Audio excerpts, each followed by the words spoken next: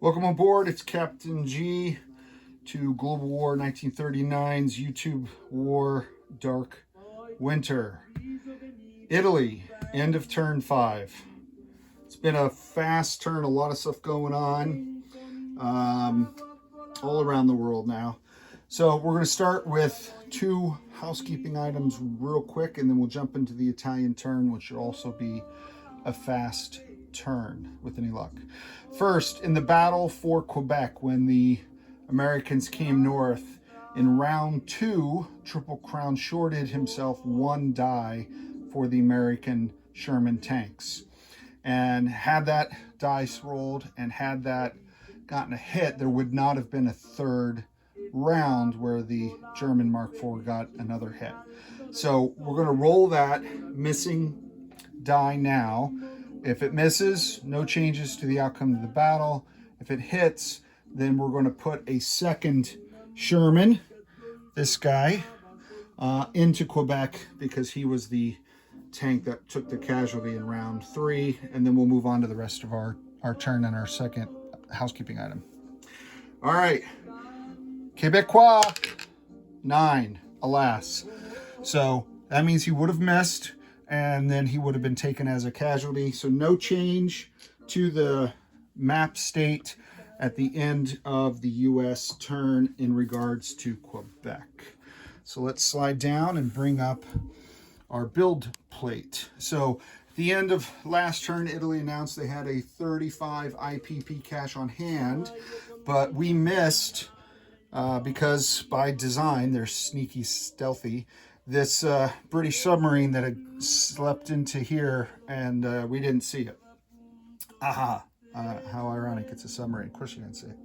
So instead of 35, we would have only had 32 IPP cache on hand. So we took off 3 from our proposed build. So 32 is what we have. We're going to build a port for 10. We're going to build 4 infantry for 12. That's 22, leaving us with 10. 6 for a heavy artillery, 4 for a mech. That's 10 more, so 32. As the Italians say, voila, or is it the French? I don't know. Only 2 combats. The first, let's jump out here to the ever popular sub on sub, spy versus spy battle.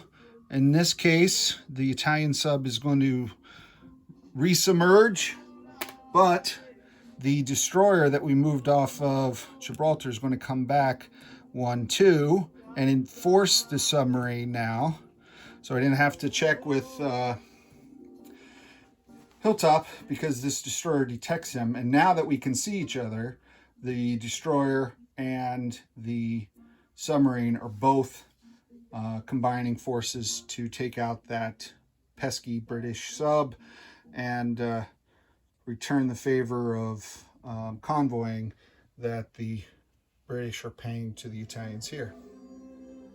The next combat is not a dice combat, but black dice, because in support of the Southern Army Group, the Southern Front, the Italians from Romania are moving their 2 light tanks, their mech and artillery into Crimea to claim it for the Roman Empire, which now expands as far east as Crimea, as far west as Newfoundland, as far south as Tripoli and Tobruk, and as far north as northern Italy, I guess.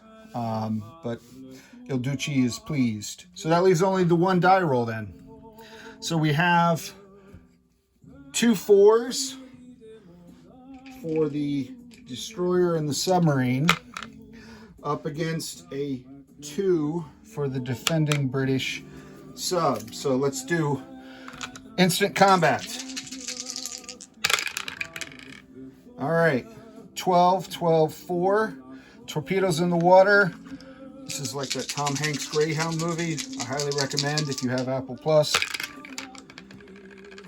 All right, the destroyer comes up with a 1. Depth charges, outstanding. So, glub, glub, glub, down goes the sub. The Italians are thrilled.